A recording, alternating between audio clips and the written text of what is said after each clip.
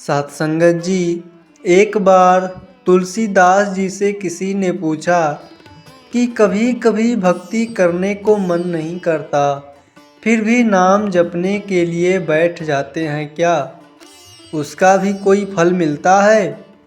तब तुलसीदास जी ने मुस्कुराकर बोले, तुलसी मेरे राम को रीझ भजो या खीज, भौम पड़ा जामे सभी, उल्टा सीधा बीज।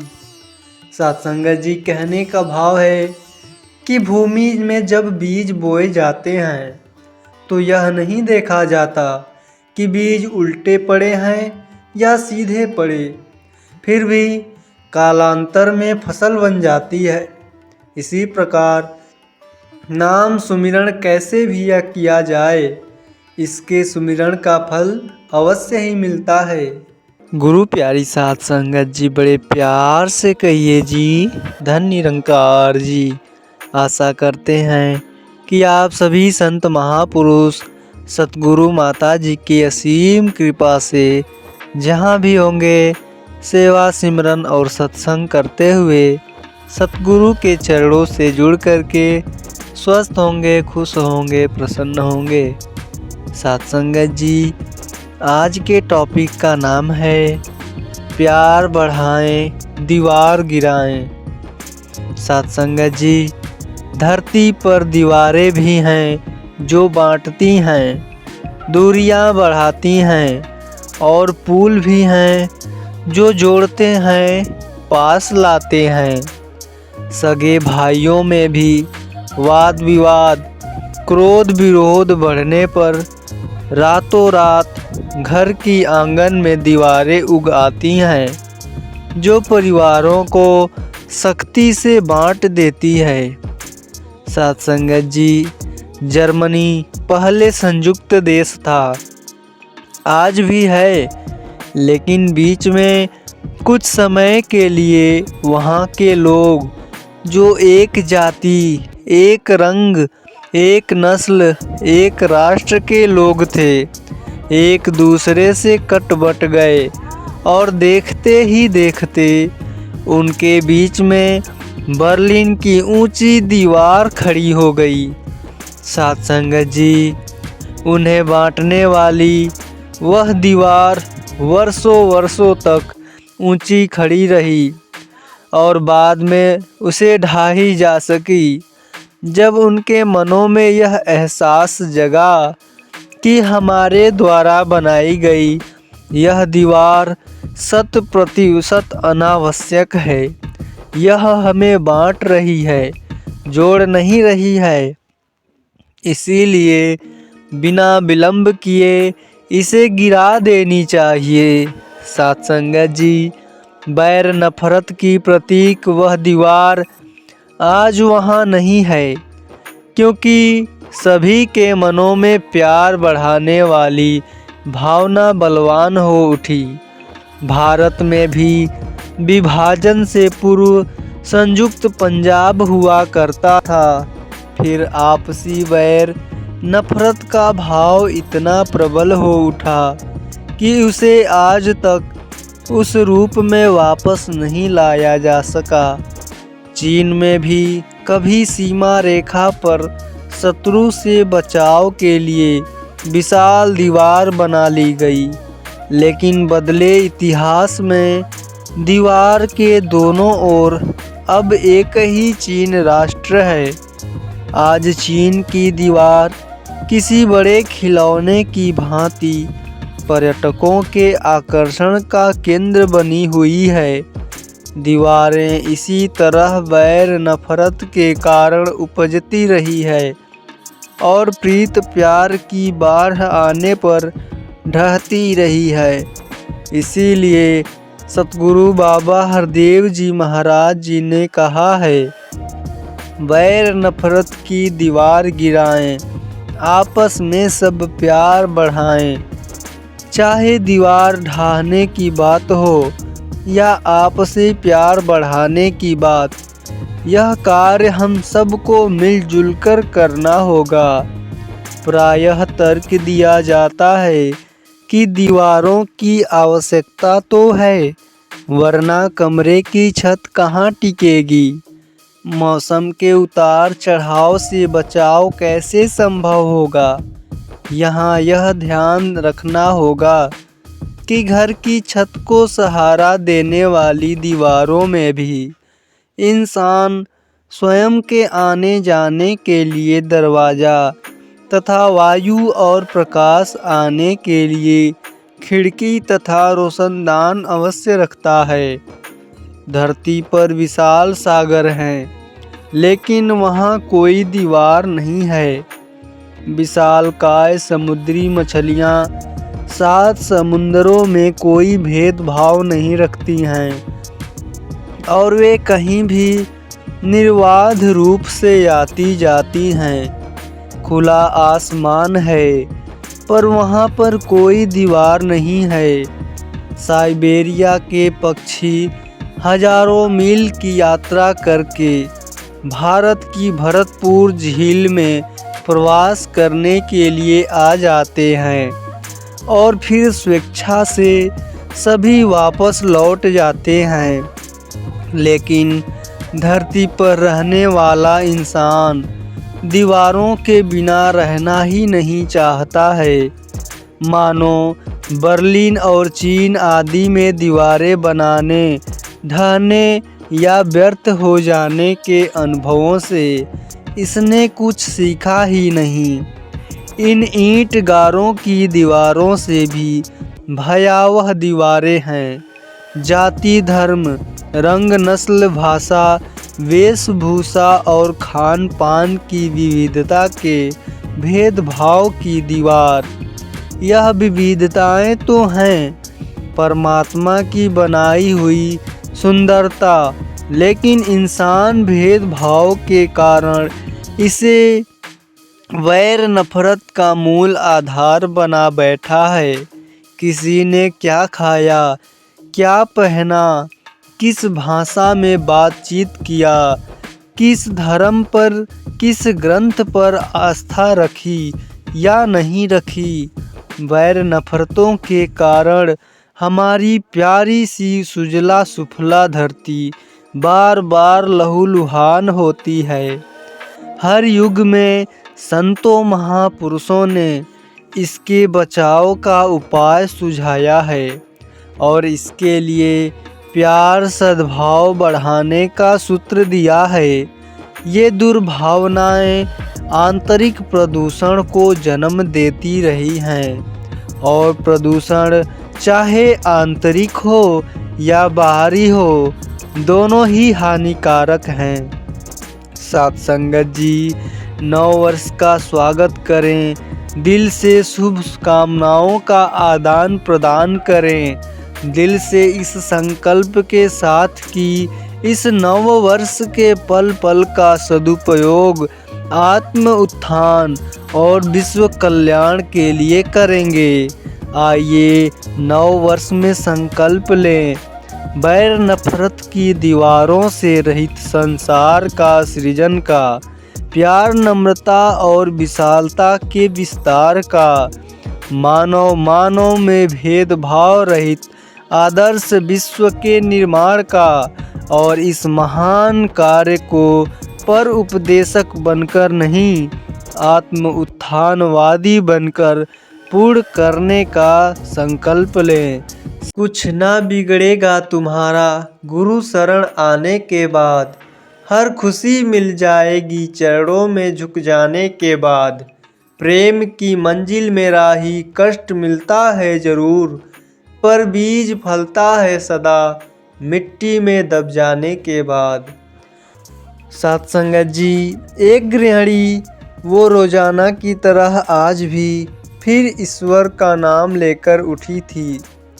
किचन में आई और चूल्हे पर चाय का पानी चढ़ाया, फिर बच्चों को नींद से जगाया ताकि वे स्कूल के लिए तैयार हो सकें। कुछ ही पलों में वो अपने सास ससुर को चाय देकर आई, फिर बच्चों का नाश्ता तैयार किया और इसी बीच उसने बच्चों को ड्रेस भी पहनाई, फिर बच्चों को नाश्ता कराया। पति के लिए दोपहर का टिफिन बनाना भी ज़रूरी था। इस बीच स्कूल का रिक्शा आ गया और वो बच्चों को रिक्शा तक छोड़ने के लिए चली गई। वापस आकर पति का टिफिन बनाया और फिर मेज से जूठे बर्तन इकट्ठा किए। इस बीच पति देव की आवाज़ आई कि मेरे कपड़े निकाल दो। उनको ऑफिस जाने के लिए कपड़े निकाल कर दी। तभी पति के लिए उनकी पसंद का नाश्ता तैयार करके टेबल पर लगाया ही था कि छोटी ननद आई और ये कहकर चली गई कि भाभी आज मुझे भी कॉलेज जल्दी जाना है, मेरा भी नाश्ता लगा देना। तभी देवर की भी आवाज़ आई कि भाभी नाश्ता तैयार हो गया है क्या? अभी लीजिए, नाश्ता तैयार है। पति और देवर ने नाश्ता किया और अखबार पढ़कर अपने अपने ऑफिस के लिए निकल पड़े। साथ संगत जी, उसने मेज से खाली बर्तनों को समेटी और सास ससुर के लिए उनका परहेज का नाश्ता तैयार करने लगी। दोनों को नाश्ता कराने के बाद फिर बर्तन इकट्ठे किए और उनको भी किचन में लाकर धोने लगी। इसी बीच सफाई वाली भी आ गई। उसने बर्तन का काम सफाई वाली को सौंपकर खुद बेड की चादरें वगैरह इकट्ठा करने पहुंच गई और फिर सफाई वाली के साथ मिलकर के सफाई में जुट गई। अभी तक 11 बज चुके थे। अभी वो पूरी तरह काम समेट भी नहीं पाई थी कि काल बेल बजी। उसने दरवाज़ा खोली तो देखी कि सामने बड़ी ननद और उसके पति तथा बच्चे सामने खड़े थे। उसने खुशी खुशी सभी को आदर के साथ घर में बुलाया और उनसे बातें करते करते उनके आने से हुई खुशी का इजहार करती रही।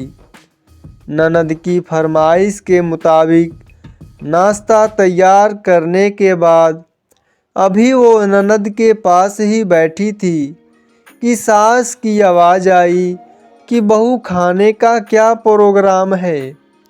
उसने घड़ी पर नज़र डाली तो 12 बज रहे थे। उसकी फिक्र बढ़ गई।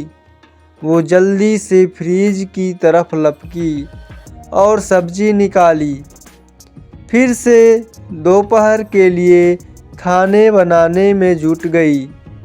खाना बनाते बनाते अब दोपहर के 2 बज चुके थे। बच्चे स्कूल से आने वाले थे। तभी लो बच्चे आ गए। उसने जल्दी जल्दी बच्चों की ड्रेस उतारी और उनका हाथ मुंह धोया। हाथ मुंह धोने के बाद उनको खाना खिलाया। इस बीच छोटी ननद भी कॉलेज से आ गई और देवर भी आ चुके थे। उसने सभी के लिए मेज पर खाना लगाया और खुद रोटी बनाने में लग गई। साथ संगत जी, खाना खाकर सभी लोग फ्री हो गए तो उसने मेज से फिर बर्तन जमा करने शुरू कर दी। इस वक्त 3 बज रहे थे। अब उसको खुद को भी भूख का एहसास होने लगा था। उसने हॉट पॉट देखा तो उसमें कोई भी रोटी नहीं बची थी। उसने फिर से किचन के तरफ रुख किया। तभी पति देव घर में दाखिल होते हुए बोले कि आज तो बहुत देर हो गई है, बहुत तेज भूख लगी है, जल्दी से खाना लगा दो।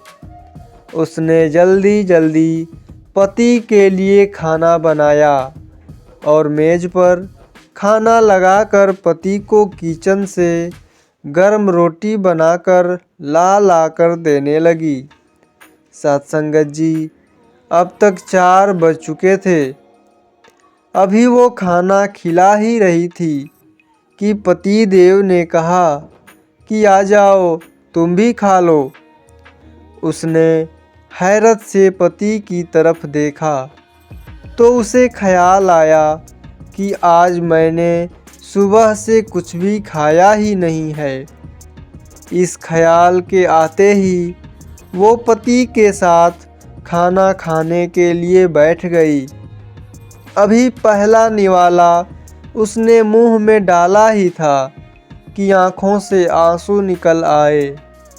पति देव ने उसके आंसू देखे तो फौरन पूछा कि तुम क्यों रो रही हो।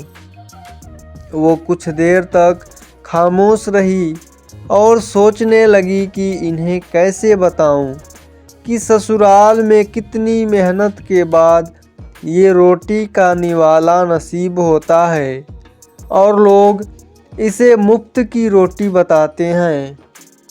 पति के बार बार पूछने पर उसने सिर्फ इतना ही कहा कि कुछ नहीं, बस ऐसे ही आंसू आ गए। सत्संगत जी, पति मुस्कुराए और बोले कि तुम औरतें बड़ी बेवकूफ़ होती हो, बिना वजह के रोना धोना शुरू कर देती हो। सत्संगत जी, आपको भी लगता होगा कि गृहिणी मुफ्त की रोटियां तोड़ती हैं। सत्संगत जी, उन्हें हम बड़ी आसानी से कह देते हैं कि दिन भर घर में ही रहना है, करना ही क्या है। लेकिन सत्संगत जी, उनके बारे में बिना सोचे समझे बोलते रहते हैं। हमें लगता है कि हम ही सब कुछ करते हैं। बिखरा हुआ समाज और बिखरा हुआ परिवार कभी भी बादशाह नहीं बन सकता है, लेकिन वह आपस में लड़कर दूसरों को बादशाह जरूर बना देता है। जीवन में हर चीज़ आसान नहीं है। कदम कदम पर ऐसे ऐसे हालात बन जाते हैं जो आसान नहीं होते। कभी कभी हम अपने मन में उन हालातों को ऐसे बिठा लेते हैं कि हमारे साथ ऐसा हुआ तो अब मुझे पत्थर दिल बनना है, अब किसी की परवाह नहीं करनी है। जैसे किसी ने मेरा दिल तोड़ा, अब मुझे भी किसी से प्यार से पेश आने की ज़रूरत नहीं है। तो ऐसी सोच हमें और कहीं न ले जाकर केवल पतन की ओर ही लेकर जाएगी। इस प्रकार हम अपने आप को और ख़राब ही कर रहे हैं। चाहे कितनी भी मुश्किल स्थिति आए, अगर हम संत निरंकारी मिशन के अनुयायी हैं तो फिर हमें हर पल आत्म सुधार की ओर ही बढ़ना है। सत्संगत जी, ज्ञान केवल गुरु से ही मिल सकता है। शास्त्र पढ़ लेने से या ज्ञान के शब्द सीख लेने से इंसान विद्वान तो नहीं हो सकता है, ज्ञानी नहीं हो सकता है। ज्ञान के शब्द ज्ञान नहीं, वह तो शब्दों का जंगल है। ज़्यादातर लोग ज्ञान के शब्दों के जंगल में ही उलझे रहते हैं। ज्ञान चाहिए तो ऐसे गुरु की शरण लो जो तत्वदर्शी हो, जिन्होंने आत्मज्ञान को अनुभव किया हो। ऐसे ज्ञानी गुरु तुमको तत्व ज्ञान का उपदेश देंगे। जब गुरु के पास जाओ तो पहले अपने अहंकार का त्याग करो। सद्गुरु बाबा हरदेव जी कहा करते थे कि आज पनीर नहीं दाल में ही खुश हूँ, आज गाड़ी नहीं पैदल ही खुश हूँ, आज कोई नाराज है उसके इस अंदाज से ही खुश हूँ, जिसको देख नहीं सकता उसकी आवाज़ से ही खुश हूँ, जिसको पा नहीं सकता उसको सोच कर ही खुश हूँ, बिता हुआ कल जो जा चुका है उसकी मीठी याद में ही खुश हूँ, आने वाले कल का पता नहीं इंतज़ार में ही खुश हूँ।